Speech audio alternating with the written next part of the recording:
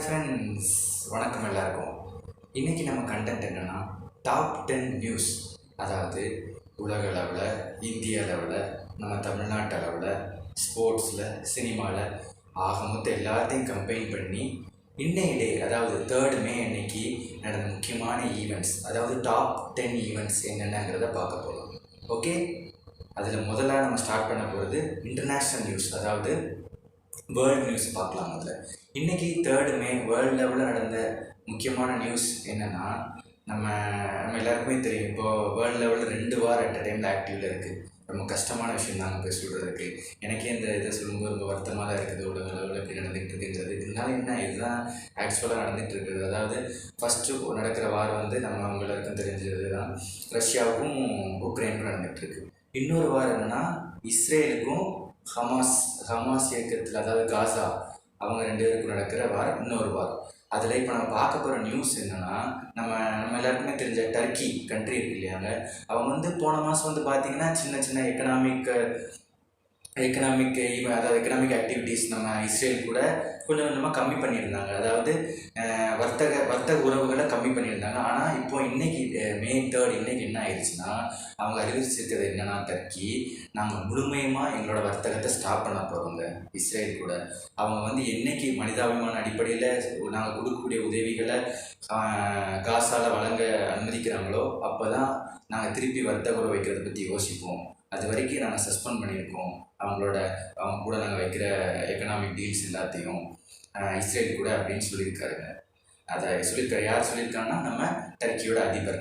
அதுக்கு இன் reply Israel வெளியுறவுத்துறை அமைச்சகம் என்ன சொல்லியிருக்குன்னா, டர்க்கி அதிபர் ஒரு சர்வாதிகாரிங்க அப்படின்னு சொல்லி அவங்க தரப்பு அவங்களோட பதிலடி கொடுத்துருக்காங்க. இதுதாங்க இன்டர்நேஷ்னல் லெவலில் நடந்த ஒரு நியூஸ்.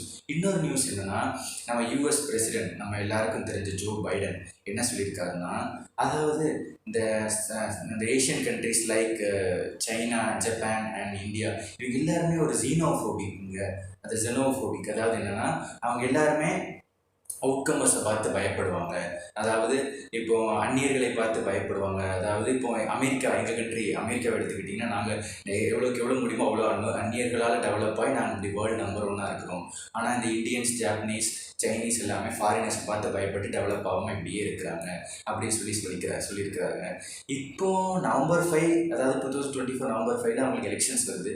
இந்நேரம் பார்த்து இப்படி ஒரு ஸ்டேட்மெண்ட் இருக்காரு. இது அவர் ஓட்டை எப்படி பாதிக்க போகுது, அதாவது இந்தியன்ஸ், நம்ம இந்தியன் சொல்லியில் நிறைய பேர் அங்கே அமெரிக்காவில் வாழ்ந்துட்டு இருக்காங்க. அவங்க எப்படி ஓட் பண்ண போகிறாங்கன்றதை பொறுத்து இருந்தாங்க பார்க்கணும். Let's wait and watch. அவ்வளோதாங்க வேர்ல்டு நியூஸ். அடுத்ததான் நம்ம இப்போ போகிறது இந்தியா லெவலில் நடந்த நேஷ்னல் நியூஸ். இன்றைக்கி இந்தியா லெவலில் நடந்த மோஸ்ட் இம்பார்ட்டன்ட் நியூஸ் என்னென்னா, நம்ம சிட்டிங் எம்பியும் வயநாடு எம்பியும் நம்ம காங்கிரஸோட முன்னாள் தலைவருமான திரு ராகுல் காந்தி அவர்கள் ரேபரேலி தொகுதியில் கேண்டிடேட்டாக அனௌன்ஸ் பண்ணப்பட்டு நாமினேஷனும் தாக்கல் பண்ணி முடிச்சாச்சுங்க. இப்போ இந்த நேரத்தில் நம்ம இப்போ பேசிக்கிட்டு இருக்கேன். இந்த டைமில் ரேபரேலி தொகுதியில் அவர் நாமினேஷன் தாக்கல் பண்ணி முடிச்சிட்டார். அதுவும் கிராண்டாக ரேலி மாதிரி போய் யாரெல்லாம் தான் நம்ம இந்நாள் எம்பி, அதாவது ரேபரேலியோட சிட்டிங் எம்பியாக இருக்கக்கூடிய நம்ம சோனியா காந்தி அவர்கள், பிரியங்கா காந்தி, அடுத்தது அகில இந்திய காங்கிரஸ் கமிட்டியோட தலைவர் மல்லிகார்ஜுன கார்கே, அடுத்ததாக ராபர்ட் வதேரா, அதாவது பிரியங்கா காந்தி அவர்களோட ஹஸ்பண்ட், இவங்க எல்லாருமே சேர்ந்து போய் மனு தாக்கல் பண்ணியிருக்காங்க. அவர் ஜெயிக்கிறதுக்கு நம்ம வாழ்த்துக்கள் சொல்லிடுறாங்க. அரசியலில் எல்லோரும் யார் நல்லது பண்ணாலும் நம்ம ஒரே இருப்போம். அதுதான் நம்ம பாலிசி. எல்லோரும் நல்லா பண்ணுங்கள், நாங்கள் சந்தோஷமாக இருப்போம் மக்களாக. அடுத்ததாக இது நடந்து முடிஞ்சிருக்கு. அதே மாதிரி அமேதி தொகுதியில், அதாவது லாஸ்ட் டைம் ஸ்மிருதி இரானி, அதாவது நம்ம சிட்டிங் மினிஸ்டர், சென்ட்ரல் மினிஸ்டராக இருக்கக்கூடிய ஸ்மிருதி இரானி ஜெயிச்ச அமேதி தொகுதி. அதாவது அந்த இடத்துல போன வாட்டி ராகுல் காந்தி அவர்கள் தோற்று போயிட்டாங்க. அவங்க போன வாட்டி வயநாட்டிலையும் அமேதி தொகுதியிலையும் போட்டிட்டாங்க. ஆனால் அவங்க அமேதி தொகுதியில் தோற்று வயநாடு தொகுதியில் ஜெயிச்சு இப்போ எம்பியாக இருக்கிறாங்க. இப்போ அதே அமேதி தொகுதியில் 25 வருஷம் கழித்து, அதாவது ஜவஹர்லால் நேரு ஃபேமிலியில் இல்லாத ஒருத்தவங்க கேண்டிடேட்டாக அனௌன்ஸ் பண்ணியிருக்காங்க. அது வேறு யாரும் இல்லை, அவரோட நேம் பார்த்திங்கன்னா கிஷோர்லால் சர்மாங்கிறவர் தாங்க அமேதி தொகுதியில் போட்டியிட போகிறாரு. அவர் தான் கேண்டிடேட்டாக காங்கிரஸ் அனௌன்ஸ் பண்ணியிருக்காங்க. ஆனால் இந்நேரத்தில் நம்ம ஆளுங்கட்சியான பிஜேபி அவர்கள் என்ன சொல்லிகிட்டு இருக்காங்கன்னா, அமேதியில் போட்டி போடுறதுக்கு பயந்து போய் ராகுல் காந்தி போய், அதாவது நம்ம ரேபரேலியில் போட்டி போடுறாருன்னு சொல்லி நம்ம பிரதமர் நரேந்திர மோடி அவர்கள் சொல்லியிருக்காங்க. அடுத்ததா அமித்ஷா அவர், அதாவது மத்திய உள்துறை அமைச்சர் அமித்ஷா என்ன சொல்லியிருக்கிறாருன்னா, ராகுல் காந்தி வந்து கண்டிப்பாக ரேபரேலியில் தோற்று போயிடுவார் அப்படின்னு சொல்லி அவரோட கருத்தை பதிவு பண்ணியிருக்காங்க. அதே மாதிரி அமேதி தொகுதியில் ஸ்மிருதி இரானி அவர்கள் தான் ஜெயிக்க போகிறாங்க. அடுத்த ரேபரேலி தொகுதியில் பிஜேபி கேண்டிடேட்டான தினேஷ் பிரதாப் சிங் தான் ஜெயிக்க போகிறான்னு சொல்லி அமித்ஷா அவரோட கருத்தை தெரிவிச்சிருக்காங்க. இதுதாங்க நேஷ்னல் நியூஸ். அதாவது இன்டர்நேஷ்னல் நியூஸ், நேஷ்னல் நியூஸ் ரெண்டுத்தையும் முடிச்சிட்டோம். Next you are entering into the Tamil Nadu, அவர் ஸ்டேட் நியூஸ்.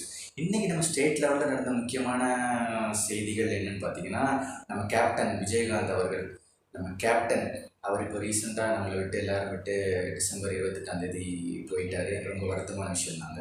ஆனால் இதில் இப்போ இன்னைக்கு ஒரு முக்கியமான விஷயம் நடந்திருக்குது. என்னென்னா, நம்ம கேப்டன் அடக்கம் பண்ணியிருக்கிற கோயம்பேடு தேமுதிக கட்சி அலுவலகத்துக்கு இந்த 125 நாளில் கிட்டத்தட்ட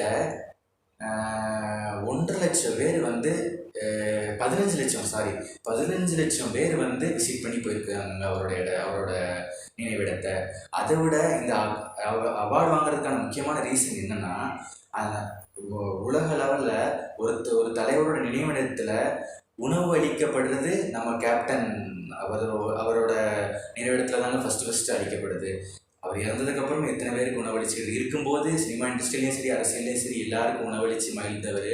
அவர் போனதுக்கப்புறமும் உணவு கொடுத்துட்டு இருக்காருங்க. இது எவ்வளோ பெரிய ஒரு நல்ல விஷயம். அதனால் லிங்கன் புக் ஆஃப் ரெக்கார்ட்ஸ் அவர்கள் உலக லெவலில் இதுக்கு அவார்டு இன்னைக்கு அனௌன்ஸ் பண்ணியிருக்காங்க. இதுதான் தமிழ்நாடு லெவலில் உள்ள ஒரு நியூஸ். இன்னொரு நியூஸ் என்னன்னா, இப்போ ரீசெண்டாக கூட நம்ம லாஸ்ட் ஃபியூ வீக்ஸில் சில நியூஸ் வந்துட்டு இருந்துச்சு. அதாவது இப்போ நீல்கிரிஸில், திருப்பூரில், அதே மாதிரி ஈரோடுலாம் கூட நம்ம ஸ்ட்ராங் ரூம்ஸ், அதாவது ஸ்ட்ராங் ரூம்ஸ்னால் என்னென்னா, நம்ம ஓட் பண்ண இவிஎம் மிஷின்ஸ் வச்சுருக்கக்கூடிய ரூம்ஸ் எல்லா இடத்துலையுமே சிசிடிவி கனெக்ஷன்ஸ் கட் ஆகுது, இது ஏதோ எங்களுக்கு சந்தேகத்தை ஏற்படுத்துன்னு சொல்லி எதிர்க்கட்சி தலைவர்கள் எல்லாமே இப்போ வாய்ஸ் அவுட் பண்ணிகிட்டு இருந்தாங்க. நம்ம எல்லாம் பார்த்துருப்போம். அதே மாதிரி இன்றைக்கி மார்னிங் 9:20 9:40 இந்த மார்னிங் டைமில் 20 மினிட்ஸ்க்கு விழுப்புரம் ஸ்ட்ராங் ரூமில் சிசிடிவி கட் ஆயிருக்குன்னு சொல்லி இன்றைக்கி ப்ராப்ளம் அதுதாங்க. இது ரிலேட்டடாக நம்ம இந்தியா கூட்டணி, அதாவது டிஎம்கே அலைன்ஸில் இருக்கக்கூடிய விடுதலை சிறுத்தைகள் கட்சி வேட்பாளர் ரவிக்குமார் அவர்கள் கலெக்டரை சந்தித்து, அதாவது தேர்தல் அலுவலரை சந்தித்து மனு கொடுக்க போகிறேங்கிற மாதிரி சொல்லியிருக்காருங்க. இதுதான் தமிழ்நாடு லெவலில் நடந்த முக்கியமான நியூஸ் இன்னைக்குங்க. அடுத்ததாக நம்ம எல்லாருக்கும் பிடிச்ச கிரிக்கெட் நியூஸ். நேற்றைய மேட்ச் எல்லோரும் பார்த்துருப்பீங்க, எஸ்ஆர்ஹெச் vs ஆர்ஆர். வேறு level match. Last ball win SRH. செம்மையாக பவுலிங் போட்டு முடிச்சு கொடுத்தாரு புவனேஸ்வர் குமார். இதில் இன்னொரு முக்கியமான நியூஸ் என்னன்னா, நம்ம நட்ராஜன் அவர்கள் பர்பிள் கேப்பை ஓன் பண்ணியிருக்காருங்க. இது எவ்வளோ பெரிய ஒரு நல்ல விஷயம். நம்ம தமிழக பவுலர், நம்ம அண்ணன் நட்ராஜன் அவர்கள் பர்பிள் கேப் வின் பண்ணிக்க ரொம்ப சந்தோஷமான விஷயம் நம்ம எல்லாருக்குமே. இது எல்லாத்துக்கும் நம்ம ரொம்ப பெருமைப்படணும். இதை அவரோட டாட்டர் கூட அவர் இன்னைக்கு செலிப்ரேட் பண்ணி சந்தோஷப்பட்டிருக்காரு நம்ம நட்ராஜன் அண்ணன் அவர்கள். ரொம்ப சந்தோஷம், வெரி ஹாப்பி ஃபார் இம். அடுத்தது இன்னொரு முக்கியமான நியூஸ் என்னன்னா, நேற்றுக்கு ப்ரெஸ் மீட் கொடுத்துருந்தாங்க நம்ம ரோஹித் சர்மா. எதனால நாங்கள் இப்படி டீம் எடுத்துருக்கோம்னு சொல்லி. அதில் அவர் என்ன சொல்லியிருந்தாருன்னா, நான் தாங்க கேட்டு 4 ஸ்பின்னர்ஸ் வாங்கினேன் பிசிசிஐ டீமில் அப்படின்னு சொல்லி அவர் சொல்லியிருக்காரு. இந்த ப்ரெஸ் மீட் எல்லாம் முடிச்சு அவரும் அகர்கர் ப்ரெஸ் மீட் எல்லாம் முடிஞ்சு போனதுக்கப்புறம் அப்போ தான் ஒரு தரமான சம்பவம் நடந்திருக்கு. நம்மளோட ரோஹித் சர்மா அவர் எப்படி அவர் தான் நல்ல கேப்டனுங்கிறத ப்ரூவ் பண்ணுறாருங்கிறத பாருங்கள். போய் ரிங்கு சிங்கை பார்த்து அவர் என்ன ஏற்கனவே ஏமாற்றத்தில் இருக்கார். அவர் வந்து சொல்லப்போனால் அவங்க அப்பா வந்து பட்டாசெல்லாம் வாங்கி வச்சிட்டாராமாங்க டீமில். நம்ம பையன் T20 வேர்ல்டு கப் டீமில் இடம் பெறுவான், நம்ம எல்லாம் பட்டாசு வெடித்து சந்தோஷப்படணும்னு சொல்லி. ஆனால் எதிர்பாராத விதமாக அது நடக்கலை. அதனால் இப்போ ரிங்கு சிங்கிட்ட போய் பேசியிருக்கார் ரோஹித் சர்மா, டோன்ட் வரி, நீ ஒன் பிளேஸ் டிசர்வ் பண்ண நீ நம்ம டீமில். ஆனால் சில காம்பினேஷன்ஸ் அந்த மாதிரி இஷ்யூஸ்னால அவனை எடுக்க முடியாமல் போயிடுச்சு. நீங்கள் ஒரு பண்ணாத, அவன் கிரிக்கெட்டில் மட்டும் கான்சன்ட்ரேட் பண்ணு, கூடிய சீக்கிரம் நீங்கள் இந்தியா டீமில் இடம் பிடிப்பேன்னு சொல்லி அவரை பூஸ்ட் பண்ணி என்கரேஜ் பண்ணியிருக்காரு. இது எவ்வளோ பெரிய ஒரு நல்ல விஷயம். கண்டிப்பாக இருக்கத்தக்கது. இது ரியல் கேப்டன் ஹிட்மேன். அடுத்ததாக ஸ்போர்ட்ஸ் முடிஞ்சுது. அடுத்ததாக நம்ம எல்லாருக்கும் பிடிச்ச அடுத்த டாபிக் சினிமா. இன்றைக்கி நம்ம கோலிவுட்டில் முக்கியமாக ஒரு படம் ரிலீஸ் ஆகிருக்கு. அதாவது நம்ம அரண்மனை 4. நம்ம தமிழ் சினிமாவில் 2வது பாட்டு வருது யூஸ்வலாக இப்போ நடந்துகிட்டு இருக்குங்க. ஆனால் 4th பார்ட் ரேஞ்சுக்கு போய் இன்றைக்கி அரண்மனை 4 ரிலீஸ் ஆகிருக்கு. அதாவது நம்ம தமன்னா ராஷிகண்ணா டான்ஸ்லேயே இப்போ கூட அச்சோன்னு ஒரு பாட்டு ரிலீஸ் ஆகி ட்ரெண்டாக போய்கிட்டு இருந்துச்சு, பார்த்துருக்கோம் யூடியூப்பில். சுந்தர்சி அவர்கள் டைரக்ஷனில் அவரோட நடிப்பில் வெளியாகிட்டு இருந்த படம். நான் படத்தை பார்க்கலீங்க. நீங்கள் யாராவது படத்தை பார்த்துருந்தீங்க, படம் எப்படி இருந்துச்சு சொல்லி கமெண்ட்டில் ரிலீஸ் பண்ணுங்கள். நானும் கூடிய சீக்கிரம் படம் பார்க்குறேன் போய். இதுதான் இன்னைக்கு கோலிவுட்டில் முக்கியமாக உள்ள சினிமா நியூஸ். அடுத்ததாக கோலிவுட்டில் முக்கியமாக உள்ள ஒரு சினிமா நியூஸ் என்னென்னா, நம்ம விடாமுயற்சி படம், அதாவது நம்ம தலை இயக்கி நடிக்கக்கூடிய விடாமுயற்சி படத்தோட ஷூட்டிங் இப்போதைக்கு கொஞ்ச நாள் ஸ்டாப் ஆகிருக்குது.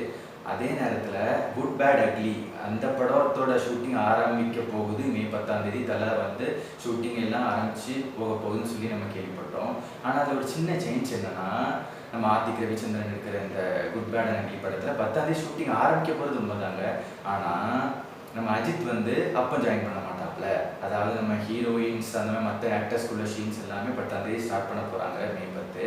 நம்ம அஜித் வந்து ஜூன் ஸ்டார்டிங்கில் வந்து விடாமுயற்சி ஷூட்டிங் எல்லாம் லாஸ்ட் ஃபைனல் பார்ட்ஸ் எல்லாம் முடிச்சு கொடுத்துட்டு வந்து ஜாயின் பண்ணிக்குவாருன்னு சொல்லியிருக்காங்க. இதுதான் சினிமா அப்டேட்டில் இன்றைக்கி உள்ள முக்கியமான அப்டேட்ஸுங்க. என்னங்க அவ்வளோதான். இன்றைய நாள் அதாவது 3rd May இன்றைக்கி உள்ள top 10 international national cinema state Tamil Nadu news and sports news எல்லாத்தையுமே பார்த்துட்டோம். Hope you like it. பிடிச்சிருந்தா கண்டிப்பாக லைக் பண்ணுங்கள், பிடிக்கலனாலும் லைக் பண்ணுங்கள். என்னென்ன நிறைய குறைகள் இருக்கோ கமெண்ட்டில் தெரிவிங்க. மறக்காமல் சப்ஸ்கிரைப் பண்ணிடுங்க. தேங்க்யூ. பாய்.